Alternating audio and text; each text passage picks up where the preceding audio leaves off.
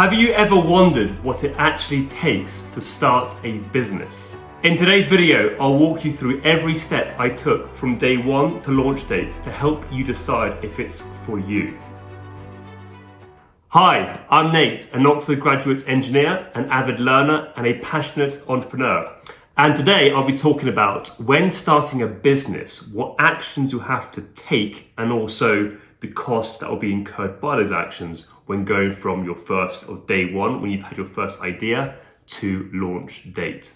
Now, before I start, I will confess that I have not done this 20, 30, 40 times, and I haven't made multi-millions from doing this process. But I have in the last 2 years done this entire process, which took over 12 months. So what I can do is share my experiences with you guys on what I went through in those 12 months. And hopefully it's a more, let's say, realistic approach as opposed to hearing some YouTube video of some billionaire who's got lots of money to spend in their new projects, as opposed to a more average person having a crack at a business. Right, so in today's video, I've tried to organize it in chronological order so that you can see more or less in what order I did these things and perhaps what you should do too.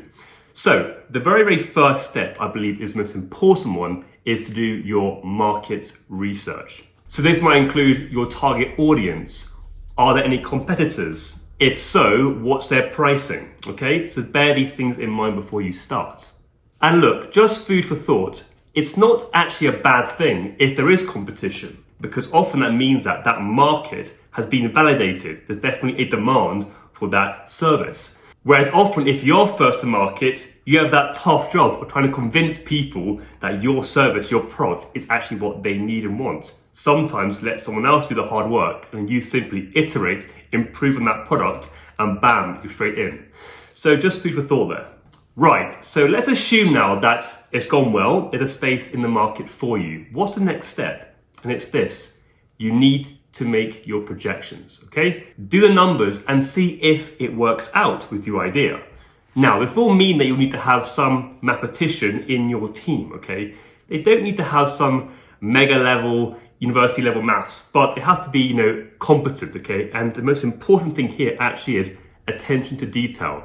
Because what you'll find, that I found personally, was as you keep going deeper and deeper, expanding kind of the model for your business, there are a lot of things which you need to take into consideration, which you might forget along the way. You might forget that, oh, there was a 20% tax on this profit. There might have been the pension to include. There could be 3% charge on any payment via, let's say, PayPal, for example.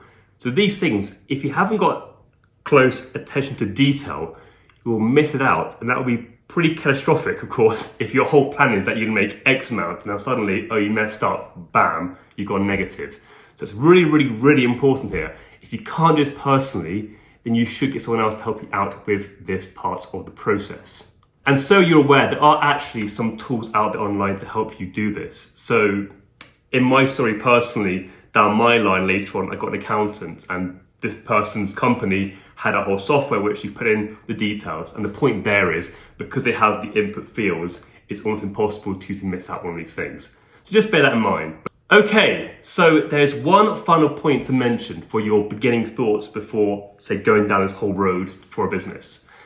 And I'm gonna make a separate video on this more in detail, but essentially it's the idea of, do you try and get feedback immediately before starting from your target audience to see if they actually want your product or service or not? And I make this point because often you hear people saying, oh no, we can't tell anyone our idea because they might steal it. And even though this might seem to be a legit thing, people out there are, not so kind, and they will steal your idea if they can, but you have to go off also what professionals say. And from watching many of these videos with entrepreneurs who have been there, done it, they often say that this is not the right method. And a quote I often see Daniel Priestley saying is, they say, fail fast, fail cheap. Because what can often happen is that you think it's a great idea, you spend lots of money, lots of time on this idea. When it goes suddenly to market, no one wants it. And you've wasted all that time. They're saying, get indication quickly whether it's wanted or not, so you can either go scrap it onto the next idea or continue. And like I said, I'll make a whole video on just this. But in a nutshell, all I would say is easier said than done. Easier said than done. Because I personally, at the start of my journey with my co-founders, we tried this out. We went on, say, LinkedIn. We had 2,000-3,000 connections. We put out a little poll, and take a guess at how many responses we had. I think it was either 0 or 1. Okay. So in that scenario, even though you want to get this confirmation, it's not that easy to get. If you're, say, someone who is, again, a multi-millionaire, successful, has a humongous connection, they can. But perhaps you starting out kind of solo, not so easy. And of course, if you then go and ask your family, your friends, well, guess what? Normally, they're not that honest with you because they're being too kind to you, basically. So let's assume that's all gone well. You've done your market research, fantastic. You've done your calculations, it works out, and you've managed to somehow get some confirmation potentially that it's all good to go from actual customers. Right, what's the next step? And here I call it the admin stage. So the first bit will be pretty common sense. Let's get a company name, okay? What is your name of your company? And that itself is actually quite an important thing, okay? You want to have a good brand name for your company. So that's step 1. Then step 2, at least in the UK, is you need to register your company, and you have to go onto a website called Companies House and do it there. And I believe it was about £50 to sign up for this, so not too bad. And at this point, you have to put down a company address. Now, it doesn't have to be your own house, let's say, if you haven't yet got an office. You can, if you want to, like what I did was I paid for a PO box, a post office box location somewhere in London. Let's say you pay a monthly subscription and that's it. All of your letters and correspondences get sent to that location. So that was fantastic.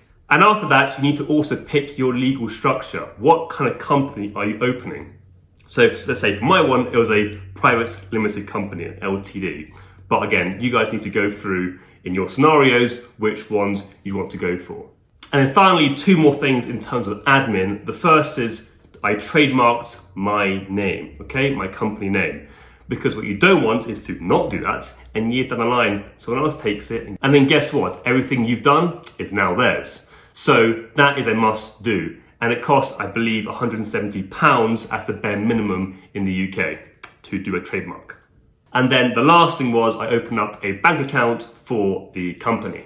So really, this can all be done in about a day, I would say. Perhaps bar the company name, everything else is pretty straightforward. You do have to wait a few months for your trademarks, but at least from what you're doing yourself, it's 1 day's work. Right, so at this point, you've done the main admin and you've opened up your company.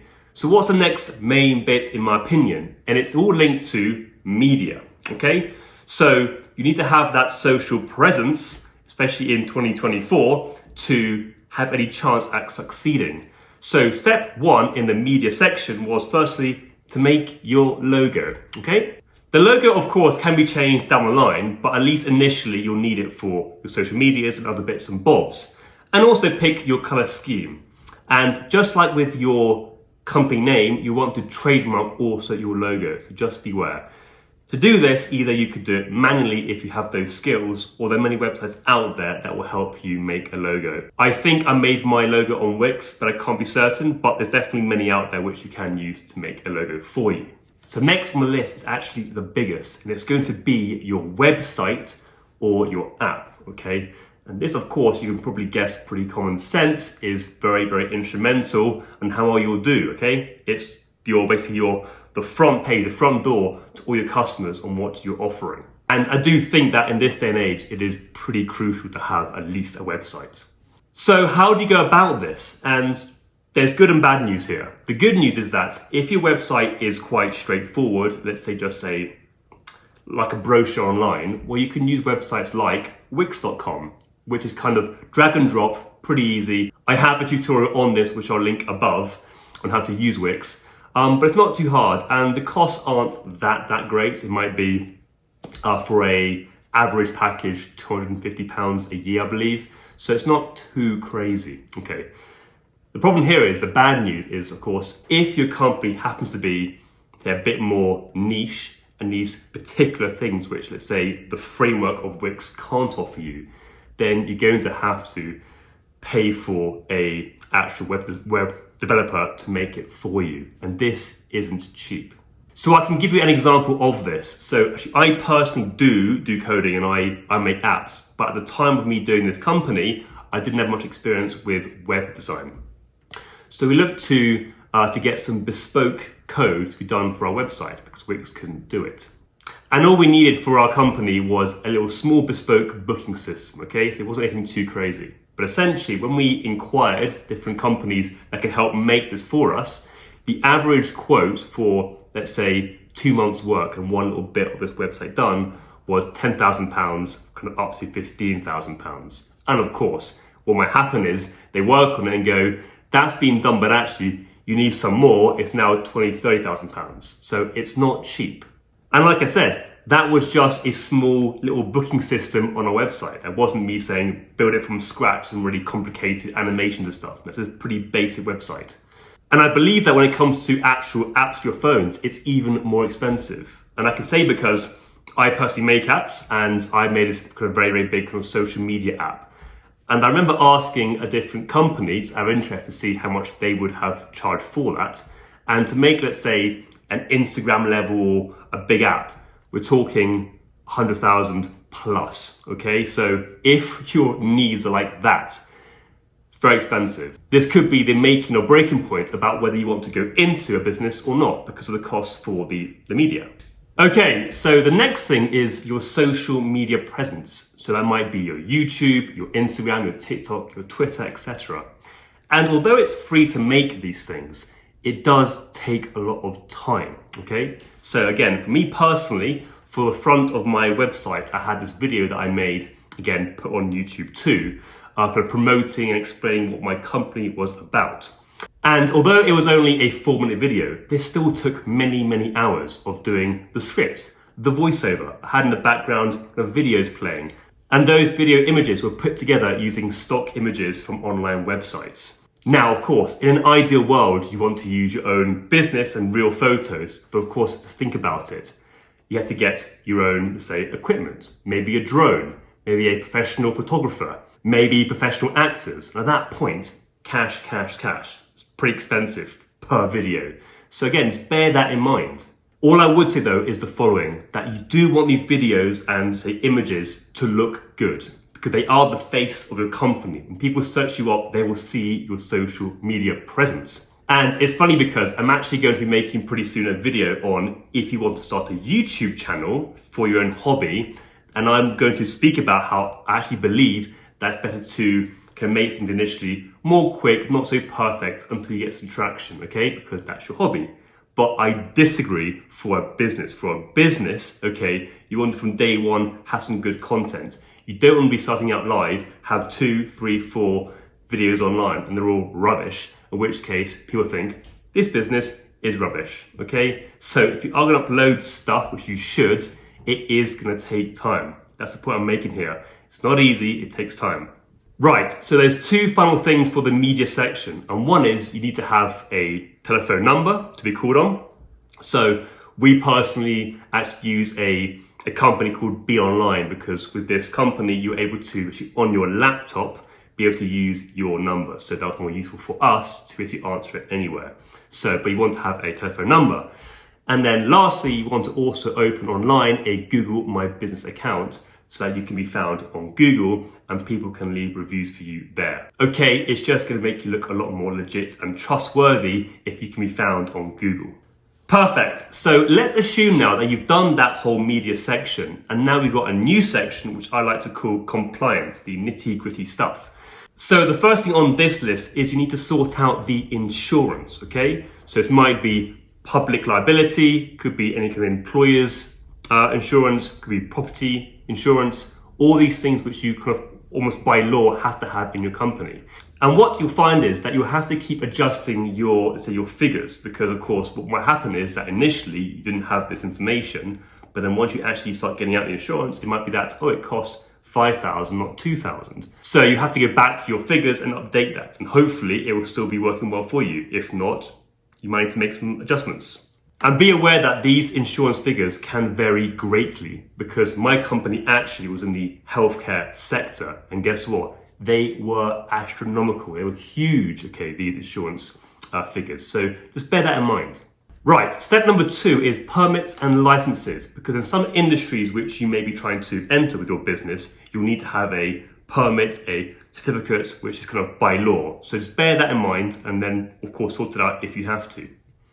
Then step number 3 will be, for more down the line, sort out and try and get an accountant, because they can give you many very useful tips, and also later on when it comes to doing your taxes, of course, they can try and help you out to maximize, let's say, your profits and the amount you're paying in tax. Right, number 4 is a CRM tool, a customer relationship management tool. This is basically where you're gonna store all the information, let's say, from the clients or customers that you have in your business. And again, so you're aware, you might find that if you're using the website, Wix.com website, they already have this kind of integrated. So you might not need to get your own personal CRM. But you might need to if you haven't gone down that Wix.com route. And for example, there are websites like HubSpot.com, which is a CRM, and there are many more. But again, you need to look at the fine print and see if you can use it anyway, because definitely in the UK, with your GDPR kind of data rules, some companies won't allow you to store certain types of data. So again, with my healthcare example, HubSpot, even though by British law they're okay with healthcare data, HubSpot themselves said we don't want that kind of data in our system, so we couldn't actually use them. Just so you're aware. So again, look at the small print and call them up if need be to double check. Right, number 5 is contracts for your employees and potentially your customers, okay? So for this bit here, you might have to have a lawyer involved, and they often will make you a handbook kind of for your employees to have, okay? Again, problem here is with lawyers, this costs, again, a lot of money. So I know that for us, when we had a lawyer involved to make us this handbook, it cost us just short of £1,000, which honestly, this handbook could have been made on ChatGPT in about an hour.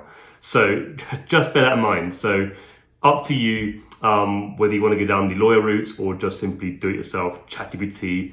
Let's say perhaps find a different company online that has a similar thing to you, look at theirs. That's up to you. Okay, number 6 is that potentially there'll be a lot of policies that have to be written depending on what sector you're in and what industry. So for all industries, most likely you have to have your kind of data policy, you have to have your bullying and your HR kind of stuff. That's compulsory. But in other ones, again, like with me, the healthcare, there are another 20, 30, 40, 50 different policies that had to be written, okay? So again, there was an extra cost because you had to get an expert to help write them for you, okay? So again, just bear that in mind. The small things which you might initially kind of think, that's child's play, that's nothing to do with doing a business. That ended up being a big chunk of a few months, okay? So just bear that in mind. And then finally, number 7, which is an easier one, but it's basically decide how you're going to get paid. So let's say you're doing online payments. Do you want to use PayPal? Do you want to use Stripe? You decide, but bear in mind that each of these different things might have different percentage that you lose to them, okay? That was one thing which I naively initially didn't think there'd be a cost. I'm not sure why, but there is. So let's say right now someone pays £100 for your product. You don't get £100, you get £97 because you lose 3% to, let's say, PayPal, if you're using PayPal. So just bear that in mind. Of course, there are other solutions to this. I know that me now here in Canada, when I'm doing some tutoring, for those kind of smaller things there, people often just do kind of e-transfer. So essentially, you give them your bank details and it goes from there, and that has no cost. But of course, if you're a big business, you're not going to get your customers to be e-transferring you money. So food for thought. So at this stage, hopefully we've done the initial first few steps and we know there's a market for this. We've got a plan. Okay, we've done the admin, we've set up this company. We've got the media already. We've now done the nitty-bitty compliance stuff. So now what's the next step? It's the employment step. So for this step here, I'm going to be targeting people that require some employees and also people that, let's say, don't have friends or acquaintances that can come help them. So you need to employ kind of random people.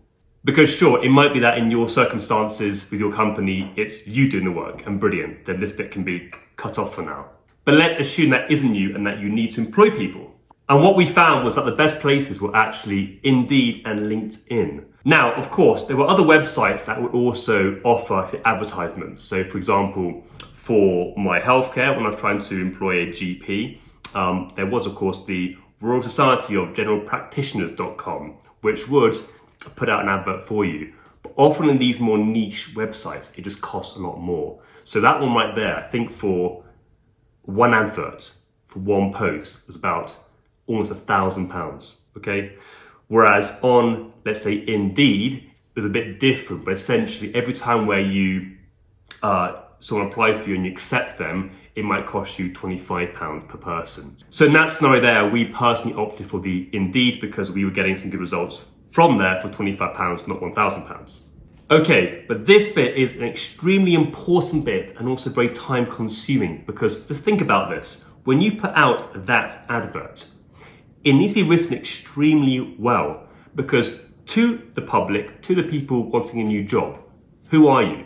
At this point, you have not started, okay, you've had 0 customers, you're simply a new startup, okay? And it's a risk to these people who want to join you. So you need to make sure that it's written very well to kind of inspire them, provide confidence, provide trust to these potential employees, so they want to interview for you and ultimately join you. And one key thing here is to have your website and social media done before this stage. And I can say personally that this can be quite stressful. So for us personally, we had some deadlines we wanted to hit, and let's say by Monday next week, we want to get out these adverts. But our website wasn't quite finished. So now you had some massive rush to get the website to a operational, good looking stage, so that when people then see your advert for a job and click on your website, they go, okay, it looks legit, not half broken rubbish. So again, bear that in mind. There are a lot of different parts of the jigsaw that must be kind of put in at the right time. And that, of course, is just the start of it. Once you are hopefully getting some applicants, now you have to be in communication, go back and forth with them, potentially sort out some interviews, some online interviews first. Then if you get to the next stage, then have some in-person ones. So all these things, again, take a lot of time and effort. Now, in case you want to know more about Indeed and LinkedIn in more detail, I'll be making a separate video on that, giving you the pros and cons and things to watch out for, such as how to limit random people who aren't qualified applying for your jobs and wasting your time and potentially money too. So all these things I'll mention in a different video. Okay, so that's all I'm going to mention on the employment for now, but let's now look at small things such as any purchases you have to make. So, for example, one thing you might be looking at is buying merchandise, let's say with your company name and logo on it. So it could be clothes you want to have, it could be a company car with a sticker of your logo. So these things are stuff you need to think about before your launch day for your business. And of course, that comes with extra upfront costs to your business. So number 2 costs also might be that you need to rent or potentially buy an office space. And again, it will depend on what your business is, but let's say again for my one, we actually kind of had to, because of some regulations we had to pass, we had to have a space and office. So therefore, that was again, probably one of the bigger upfront costs to the business. So bear that in mind. And then as a final third point, if your company is, let's say, using any products and you're buying stuff, then it's a good idea to set up, contact the companies and say create some bulk orders to try and reduce your costs if you're buying things in mass amounts, if that's what you're doing in your company. Right, so we're almost done now, and the last column to be looking at is the marketing. We've done all the bits and bobs now, we've got the policies in place, you've hopefully got the employees, now it's go time. How are we going to get the customers? And I'm going to share with you basically what I experienced with my company. And initially, the main thing we started out doing was we did leaflet drops using the kind of the post of Royal Mail. And to give you an example of how much this costs, I think rough and tough, let's say for a 60,000 leaflet drop, I believe that was about £4,000 to £5,000 for the Royal Mail to do that for you. Okay, and on top of that, just to actually print out 60,000 leaflets. Okay, but they were kind of one page. It wasn't a brochure; it was a one-page thing. But that again cost, I think, between £1,500 and £2,000. So it's not cheap, okay? So that was done, and that gets sent around at a set date which you choose. Now, there were other options too, and other companies that would suggest ways to help promote your stuff for you, but normally that came actually at an even higher price than this. So the issue I found personally with this is that I like to see statistics, okay, and kind of be in control sometimes of what's happening, and especially to be able to track something. And the problem here is, of course, with leaflets, you can't track anything. And actually what we noticed firsthand was, we did it in our area, and when the leaflet came through for our one, it was actually put inside a brochure for a different company, okay? The postman actually got the whole thing, stuck it together, and chucked it through the letterbox. And apparently that's called stacking, and it's not allowed to be done. But guess what? They still did it. And the problem there is, if someone gets this magazine and just goes, it's this magazine, hate this, bins it, they wouldn't see your leaflet. So the point there is, again, even though you sent out 60,000 leaflets, you don't know whether actually people are even seeing that. So that, again, I didn't like that uncertainty of the leaflet drop. And then we also tried local newspapers and having your advert there, which again comes at a cost. I forget how much it was, nothing too crazy, but there was a cost to it. And then finally, what you might be surprised to hear was that the actual best returns we got wasn't from the leaflet drop, wasn't from the newspapers. It was actually from just simply Facebook marketing, okay? Doing the ads on Facebook, which came at much, much lower cost. We're talking potentially £3-4 a day, okay? Nothing compared to your £6,000-7,000 spent on these leaflets. So just bear that in mind. This is going to be, in my opinion, the hardest bit. It's the acquisition of customers. So I'll suggest sticking first to your social media marketing, okay, and the ads, and then go from there afterwards to potentially your leaflets. Okay, so hopefully you can now see the path that at least I took going from day one of having your idea to basically the last step of the marketing. But I've got a few more points to make for things to consider. And the first one is potentially getting investment. Because it might be that for your business, you need a massive upfront cost, which you might not have personally, or potentially you don't want to risk your own money for it, and fair enough. So of course, that's one possibility which might have to be done, and that will have its own challenges in itself. And I think for that, there are more options than just having one investor. I think there are websites out there where you can kind of have multiple people kind of donating different amounts of money to your business, and getting different cuts and shares of your company. So that's an option if you require it. Second important thing to consider is, I think when going into any business, you should have a contingency plan, okay? What I mean by that is to have worked out in your brain, if after X amount of time it hasn't been working out, we're not hitting anywhere near our goals, then is it time to pull out and simply be done with it? I think that's important, so you don't start just chucking money at stuff which potentially isn't to be. Especially if at the start of my video, you hadn't done that initial method of finding out feedback from customers, and you're simply just having a go at it, hoping that people like your stuff, okay? You need to have your plan in place saying, if it hasn't worked by then, we're out. And then finally, a point to consider is to, of course, try and work on this project, this idea of yours, while still having another full-time job. I know it's hard, I did it myself personally, but that's the sacrifice you might want to make for this new idea of yours, okay? You know, very few people can just, quit their jobs and just have a few years having to go at something which might not work. So for example, when I was doing it, I was working as a teacher, and often, let's say after work, I would finish my work off, get in my car, drive to my office quickly that I was renting, and do 2-3 interviews, and then have a meeting with the co-founders, etc., etc. It simply what has to be done. So just bear that in mind, that it can be done, but of course it will be tricky.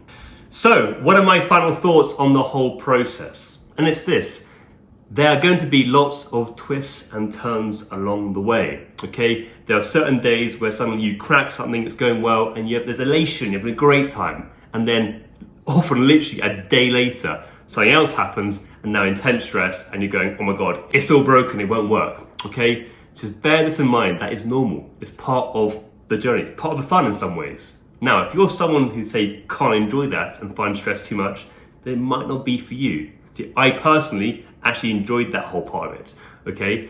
But that's just me. So you need to think to yourself whether you're the kind of person who can handle that stress. I can say for a fact that there were some times where 5, 6, 7 months down the line, suddenly something came up which we thought, oh God, that little thing there might break the whole thing. We're done. And then suddenly you try and find pivots and find a different solution to it. Or other times where that same thing has happened and then you investigate more and go, actually no, that was completely wrong, it's fine. But all these different things create stress. But that's part of it. So hopefully you enjoyed this video and you now have a bit more of a better idea on all the steps which might have to be taken if you want to start your own company. Thanks for watching. If you enjoyed this video, please give it a thumbs up and hit the subscribe button and bell notification. Feel free to leave any comments and any suggestions for future content. And as ever, onwards and upwards.